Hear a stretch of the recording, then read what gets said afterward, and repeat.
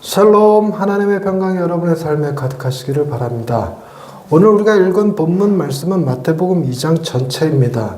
동방박사가 하늘의 별을 보고 아기 예수께 경배하러 왔다가 헤롯을 만난 이야기. 그래서 헤롯이 그 아기 예수를 죽이려 하다가 그 인근의 2살 이하의 모든 어린아이들을 죽였다고 하는 이 이야기. 그리고 예수는 애굽으로 내려갔다가 나사렛으로 돌아와 거기서 성장하셨다는 이야기가 줄을 이룹니다. 그래서 이 2장의 그림은 하늘의 별을 보고 멀리서부터 황금과 유향과 몰약을 찾아 아기 예수를 찾아오는 동방박사의 그림도 함께 담겨져 있고, 동시에 헤롯의 분노, 헤롯의 두려움이 어린아이를 죽이는 일에까지 그 두려움이 함께 그려져 있습니다. 뿐만 아니라 아기 예수의 피난 그림과, 그리고 그가 나사렛으로 돌아올 때 그 돌아오는 시기가 어떤 특정한 이의 죽음을 근거로 했다는 사실이 이렇게 쭉 전반적으로 깔리죠. 그래서 2장 전체 그림에서 성탄의 기쁨과 즐거움은 좀처럼 잘 드러나지 않고 계속된 불안과 두려움만 드러납니다. 물론 동방박사들이 찾아와서 황금과 유황과 몰약을 그린 것을 아름답게 묘사하여 그것을 이렇게 구유로 표현하고 이렇게 미니어처로 만들어 놓고 그렇게 성탄을 기뻐하고 있기는 하지만, 그 동방박사들의 등장이 헤롯을 건드렸고 헤롯이 곧 사람들을 동원하여 대대적인 학살을 일으키게 만드는 원인이 되기도 했지요. 그래서 이 장의 전체적인 그림 자체는 크리스마스의 즐거움이 아니라 두려움입니다. 그래서 이 장 전체에 하나님께 경배하고 하나님께 찬양하고 하늘에서 기쁜 소리가 나고 그런 것보다 라헬의 곡소리가 더 울려 퍼집니다. 이 장에는 죽음이 있고 거기에는 울음이 있고 거기는 슬픔이 있습니다. 피난이 있습니다. 그런 이 2장 전체에 우리가 가지는 느낌은 암울하죠. 어둡습니다. 그러나 마태복음은 몇 장으로 끝나는지 혹시 맞춰보실 수 있습니까? 마태복음은 1장, 2장 거쳐서 몇 장까지 가게요? 25장 업, 22장 업,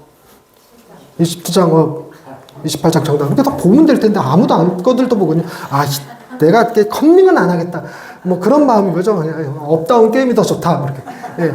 28장까지 기록되어 있습니다. 근데 여러분 28장을 우리가 거들떠 보지 않는다 하더라도 28장의 내용이 핵심이 주로 뭐일 것 같습니까? 부활이죠, 부활. 예수님의 죽음과 부활이 28장, 27장의 죽음과 28장에서 부활이 일어나고 예수님이 승천하시면서 마태복음 마지막 말씀 볼지어다 내가 세상 끝날까지 너희와 함께 있으리라 하셨던 그 말씀을 마지막으로 정리가 되면서 마태복음이 끝이 납니다. 즉 마태복음 2장의 지금의 우리가 읽은 본문 말씀은 우린 누구나 다 28장의 부활로 끝난다는 것을 알고 전제하에 말씀을 들여다보고 있습니다. 그렇기 때문에 우리는 2장 자체에서 어떤 두려움과 분노를 느끼기보다 이것이 예수님의 십자가와 부활로 이어지는 서막임을 알죠. 그래서 우리는 28장의 느낌을 가지고 2장의 성탄을 지금 시대가 즐기고 있습니다. 28장이 없었다면 2장에 마구간에 동방박사들이 와서 황금과 유황과 몰약을 바치고 애기 안고 있는 마리아의 그 아기자기한 소품들이 안 만들어졌을 거라는 겁니다. 그것이 사람들에게 기쁨의 날로, 즐거움의 날로 만들어지지 않았을 거라는 거죠. 부활이 없었다면 2장은 우리 모두가 슬퍼해야 되는 날이 될 것입니다. 우리가 2장을 기뻐하기에는 2살 이하의 아이를 잃어버렸던 그 모든 어머니들의 슬픔을 외면하는 것 같은 기분이 들어요. 죄책감마저 느껴집니다. 그래서 이 28장이 있음에 2장이 그나마 우리가 하나님을 예배하고 경배하고 선물을 나누고 촛불을 켜고 명절처럼 혹은 페스티벌처럼 우리가 함께 기쁨을 나눌 수 있는 날이 될 수 있었던 것 28장 때문입니다. 그것이 동일하게 우리 삶에도 마찬가지입니다. 우리의 삶이 지금 2장의 삶을 지나가고 있을 수 있습니다.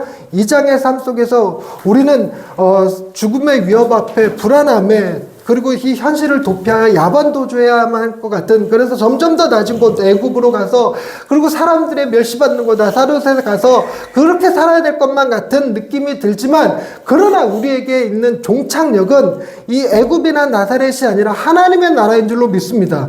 부활하신 예수 그리스도께서 우리에게 이 하나님의 나라를, 하나님의 잔치를, 하나님의 어린 양의 혼인 잔치를 우리에게 베풀어 주실 것을 알고, 어쩌면 우리는 예배 시간마다 그걸 맛보고 또 이 장의 삶으로 들어갈 수 있다는 거죠.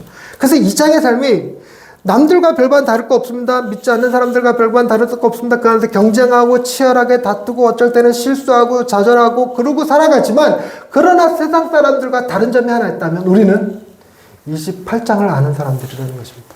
우리에게 주어질 28장의 믿음이 오늘을 살아가는 힘의 자양분이 된다는 것이죠. 그래서 여러분, 기본적으로 이 장의 말씀을 오늘 나눌 때 28장이 있음을 놓치지 않고 들으실 수 있었으면 좋겠습니다. 28장이 있습니다. 그리고 2장이 끝이 아닙니다. 28장이 끝입니다. 근데 2장에는 묘한 특징들이 담겨져 있습니다. 몇 가지 특징 중에서 하나를 꼭 집어서 오늘 살펴볼 건데, 일단 특징들만 몇 가지 살펴보자면 28장에는 선이 등장합니다. 동방박사, 별, 온 세상의 구주, 아기 예수. 동시에 그 아기 예수를 찾아 죽이려는 자들이 등장합니다. 그리고 그들을 피해 피난 가야 되고, 그들의 학살이 일어나고, 그리고 그들이 죽었을 때 비로소 다시 돌아올 수 있는 선과 악이 함께 이 장 안에 담겨져 있습니다. 그런데 이제 자칫 잘못 읽으면 선과 악이 함께 존재하지만 선이 이긴 것이냐? 그렇지 않습니다. 선과 악이 함께 있지만 누가 이겼다 누가 졌다라고 말할 수 없이 그냥 공존의 상태로 묘사되고 있어요. 어떤 평가도 들어있지 않습니다.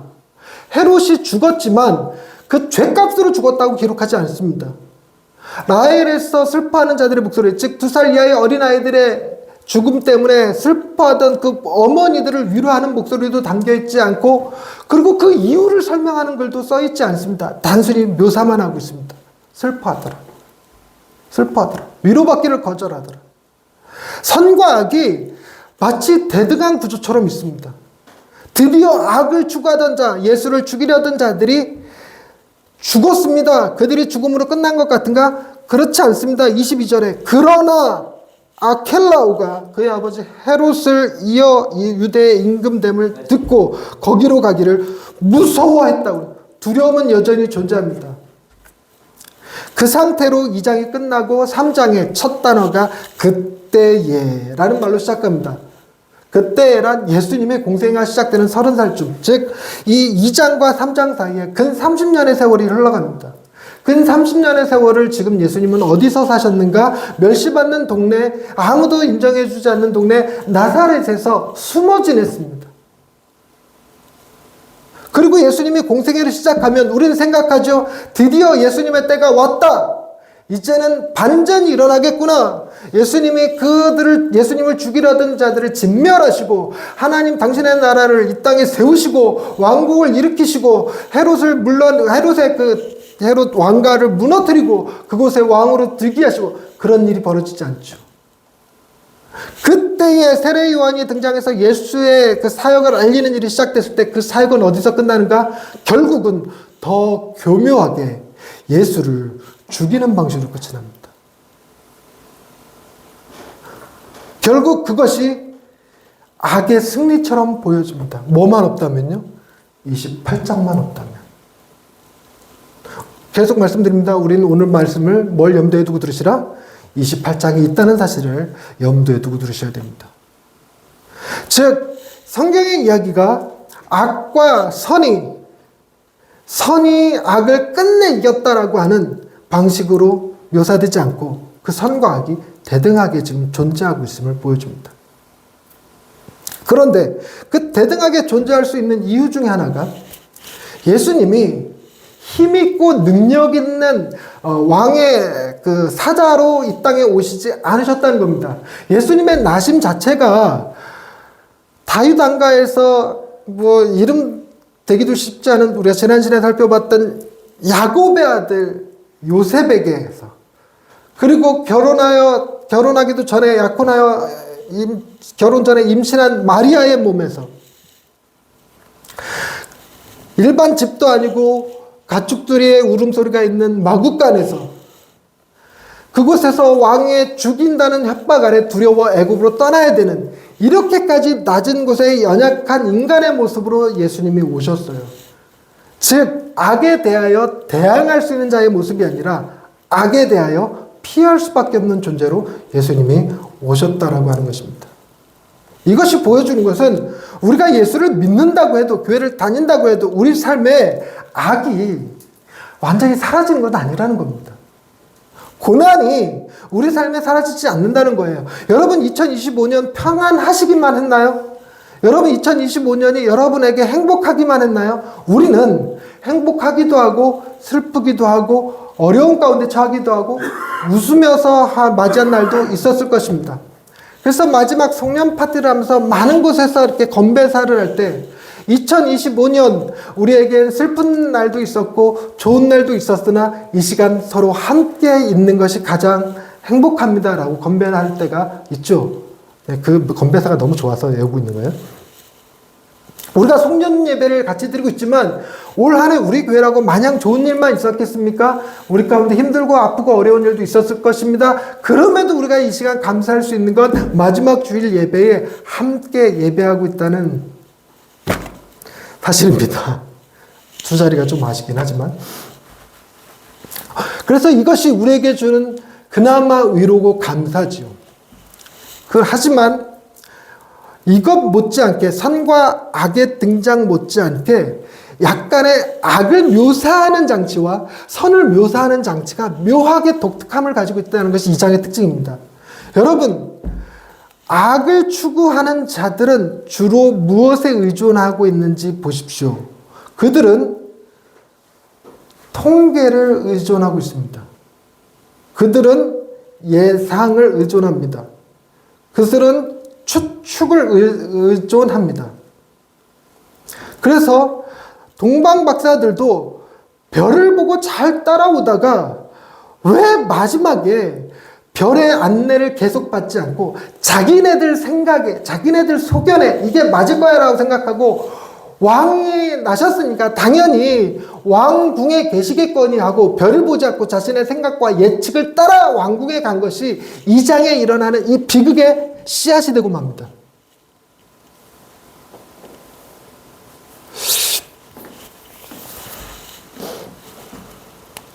제가 제 설교를 요즘 챗GPT가 워낙 잘 돼 있으니까 거기다 넣고 평가를 종종 해보거든요. 이 설교 어때? 그러면 자꾸 듣는 지적이 목사님 너무 어려워요. 얘기하면서 심리학 끌어오고 과학 끌어오고 그리고 경제학 끌어오고 이러는 것이 이 스토리텔링엔 좋기는 한데 성도들에게는 어렵게 들릴 수 있습니다. 조금만 쉽게 하시지요. 근데 맞나요? 그런데 그럼에도 불구하고 못 고쳐. 통계에 의존하고 예측에 의존하는 게 인간의 심리입니다. 심리학을 또 얘기하려고 지금 밑바꾼 거예요. 여러분, 우리의 마음은요, 내일이 무슨 일이 일어날지 알아야 편합니다. 알지 못하면 믿기라도 해야 됩니다. 내일에는 내일의 태양이 반드시 뜰 거라고 믿어야 돼요. 태양이 오늘 밤 지고 나더니 더 이상 안 하겠다고 파워! 이렇게 하는 거 원치 않죠. 그래서 태양은 반드시 뜰 거라고 확신합니다. 그러나 과학자들은 절대 내일 태양이 뜨는 것이 과학적 진리가 아니라고 그래요. 안 뜰 수도 있다고 합니다. 근데 그런 것은 둘째치고 여러분, 내일에도 여전히 전철은 다니고 버스는 다닐 거라고 확신하십니까? 내일에도 여전히 여러분들은 차에 기름 넣을 수 있을 거라고 생각하십니까? 여러분, 이것이 우리는 아무렇지도 않게 살아가는 세상 속에 누리고 있는 혜택이지만 수많은 나라들이 오늘 밤 지나고 나면 내일 기름을 못 넣게 되는 나라들이 있었다는 것이 1년 한 해를 돌아보면서 뉴스에서 정리해 줄 때 다 보이잖아요. 내일도 볼 수 있을 줄 알았던 이웃이 폭탄 속에 죽어가고, 내일도 버스 탈 줄 알았는데 독일도 그렇고 유럽도 그렇고 우리나라도 종종 그런 일이 있었는데 파업에서 아침에 딱 떴더니 뭐가 띵띵띵 오는 거 있잖아요. 재난 문자 알림 거기에 저 몇 호선 뭐 버스 이거 파업으로 운행 중단됨 이런 거 뜨잖아요. 그러니까 우리는 그런 것들이 두렵습니다. 불안합니다. 내일의 삶이 분명해야 돼요. 우리는 묘하게 뭐에 사로잡혀 있냐면 통제의 우상에 사로잡혀 있습니다. 뭔가 내 삶이 컨트롤을 될 수 있다고 생각할 때 편안합니다. 아이들을 키울 때 아이들이 당연히 다른 친구들처럼 1학년, 2학년, 초등학교, 중학교, 고등학교 거쳐서 그리고 대학교 가서 취업하고 결혼하고 이게 다 예측 가능해야 되는데 가만히 보니까 얘가 학교도 잘 안 나가고 검정고시 치러야 될 것 같고 대학도 못 갈 것 같고 이러다가 이놈의 새끼 결혼이나 할 것 같은지 직장은 제대로 다닐 것 같은지 이런 불안함이 들어오면 굉장히 마음이 불편하고 힘들죠. 쉽지 않습니다. 근데 이런 통제의 우상에 가장 사로잡혀 있는 사람들의 특징이 무엇이냐면 이런 통제의 우상에 사로잡혀 있는 사람들은 삶의 루틴이 너무 뚜렷합니다. 몇 시에 일어나고 몇 시에 밥 먹고 몇 시에 자고 몇 시에 약 먹고 몇 시에 하다못해 화장실 가는 것까지 루틴이 강한 사람들은 그래서 그런 루틴이 오늘뿐만 아니라 내일도 동일하게 그렇게 될 수 있을 줄 알고 내일에도 똑같은 시간에 눈 뜨고 똑같은 시간에 밥 먹고 똑같은 시간에 화장실 가고 하는 것들이 그래야 마음이 편안한 사람이 있죠. 제 주변에도 있습니다. 그런 사람을 너무 잘 알고 있습니다. 그래서 내 루틴이 깨질 것 같은 내일의 일정이 있으면 마음이 불편해요. 8시 반까지 아침 루틴을 맞춰야 되는데 8시 반에 출발해야 되는 어떤 일이 생기면 변비도 오고요. 소화도 잘 안 되고요. 전날에 잠도 잘 못 자. 이게 인간이 통제할 수 있다고 생각해야지만 마음이 편안한 겁니다. 근데 반면에 악은 통제에 의존하고 예측에 의존하고 추측에 의존할 때 선은 어떨까요? 선은요. 추측이나 예측이 아닙니다. 지시에 의존합니다. 동방 박사들이 예측하고 추측한 게 아니라 별의 반짝임을 보고 쫓아온 겁니다. 자신들이 길을 정한 것이 아니고 자신들이 시기를 정한 것이 아닙니다. 별이 나타났고 별이 가는 곳으로 따라왔을 뿐입니다. 그러다가 그 별을 놓치고 자기네의 추측대로 움직여서 문제가 발생한 거죠. 헤롯은 지시를 받은 것이 아니라 구약의 예언된 말씀들을 근거로 아기 예수가 태어날 만한 곳이 어딘지를 찾아서 거기서 아기 예수를 죽여야 되는데 누군지 특정할 수 없으니까 수많은 아이들을 죽이는 잘못을 범했죠. 그러나 그곳에 아기 예수는 없었습니다. 하나님은 그 헤롯을 죽이는 방식이 아니라 예수에게 예수의 아버지 요셉에게 지시하여 떠나가게 합니다. 애굽으로 떠나가게 합니다. 거기서 언제까지 있으라 라고 말하지 않습니다. 3년만 버텨 10년만 버텨 이런 게 아니라 내가 다시 지시해 줄 때까지 기다려라. 동방 박사들도 자기들이 아기 예수를 찾아 경배하고 헤롯에게 간 것이 아니라 꿈에 지시하심을 받아 고향으로 가버렸습니다. 그래서 대체적으로 악은 자신의 생각과 판단에 의존하고 있고 선은 하나님의 인도하심을 따르고 있습니다.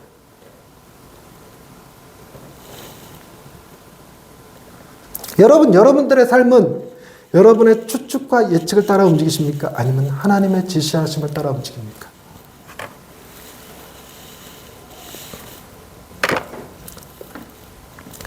이런 질문에 뻔히 제 마음속에 떠오르는 대답이 있어요. 지시가 있어야 따르죠.